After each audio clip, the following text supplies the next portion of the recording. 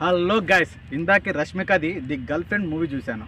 ఈ cinema story విషయానికి వస్తే కనుక ఇది ఒక కాలేజ్ లవ్ స్టోరీ అనమాట, కాంప్లెక్స్ లవ్ స్టోరీ. అండ్ ఇది మనం బేబీ మూవీ చూసాం కదా, సేమ్ అలానే ఉంటుంది ఇంచుమించు సినిమా స్టోరీ. ఇక్కడ మెయిన్ ప్లస్ పాయింట్స్ విషయానికి వస్తే కనుక రష్మిక యాక్టింగ్ చాలా బాగుంటుంది, Rao Ramesh acting and Rahul Ravindran and hero acting, వీళ్ళ నలుగురు పర్ఫార్మెన్స్ చాలా అంటే చాలా బాగుంటుంది. హీరో వాళ్ళ అమ్మ క్యారెక్టర్ ఉంటుంది, అది కూడా చాలా బాగుంటుంది.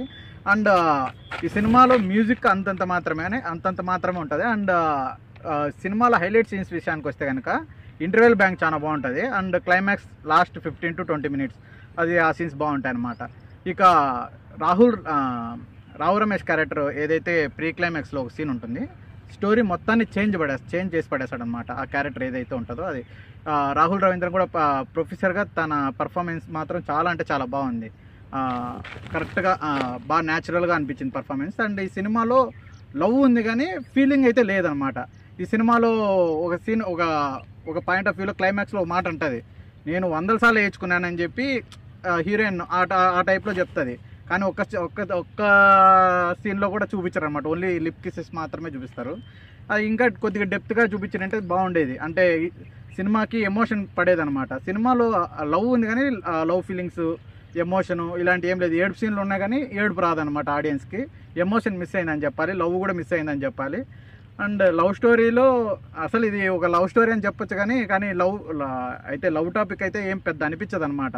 కానీ మెయిన్గా చూసుకుంటే కనుక తను ఇంట్రోవర్ట్ నుంచి ఎక్స్ట్రోవర్ట్గా ఎలా మారింది అనేది ఈ సినిమాని చూసి తెలుసుకోవచ్చు అనమాట. ఈ సినిమా మొత్తం మెయిన్ లైన్ దాని మీద నడుస్తుంది. తను ఇంట్రోవర్ట్గా ఉండి తను లవ్ చేసి దాని తర్వాత లవ్ వల్ల ఎలా ఎక్స్ట్రోవర్ట్గా మారింది, తన లైఫ్లో ఎలా లీడ్ చేసింది అనేది ఈ సినిమా స్టోరీ. అండ్ ఈ సినిమా మైనస్ పాయింట్స్కి వస్తే కనుక స్టోరీ బాగుండదు కానీ చాలా మైనస్ పాయింట్స్ ఉన్నాయి, చాలా లూపోల్స్ ఉన్నాయి. ఇంటర్వెల్ సీన్లో హీరో వాళ్ళ అమ్మ క్యారెక్టర్ ఉంటుంది, తనది ఫ్లాష్ బ్యాక్ కొద్దిగా చూపించింటే బాగుండేది. దాని తర్వాత వెంటనే హీరోయిన్ ఫ్లాష్ బ్యాక్ వస్తుంది, అది కూడా ఇంకా కాస్త డెప్త్గా చూపించింటే బాగుండేది. జస్ట్ ఏమని చెప్పి ఒక 2 షాట్లు పెట్టేసి క్లోజ్ చేసేస్తారు. ఆ సీన్స్ కొద్దిగా ఎలాబరేట్ చేసి ఉంటే బాగుండేది, సినిమాకి చాలా ప్లస్ అయ్యిండేది అనమాట. అండ్ క్లైమాక్స్ కూడా ఇన్కంప్లీట్ అనిపించింది, ఇంకా కొద్దిగా దీన్ని డీటెయిలింగ్ ఇచ్చినంటే కనుక బాగుండేది అని చెప్పి అనిపించింది. ఇంకా ఫైనల్ ఏదైతే క్లైమాక్స్లో హీరో సైకోయిజం ఉంటుంది చూసారా, అది కూడా కొద్దిగా ఓవర్ అనిపించింది నాకైతే కనుక. ఒక లవర్ని అలా చేయడం, అలా ఇది చేయడం అనేది అంటే ఎలా అంటే పూర్తి ర్యాగింగ్ లాగా చేసేస్తారనమాట. సూసైడ్ చేసుకుంటుందేమో అన్న ఫీలింగ్ వస్తుంది మనకు కూడా.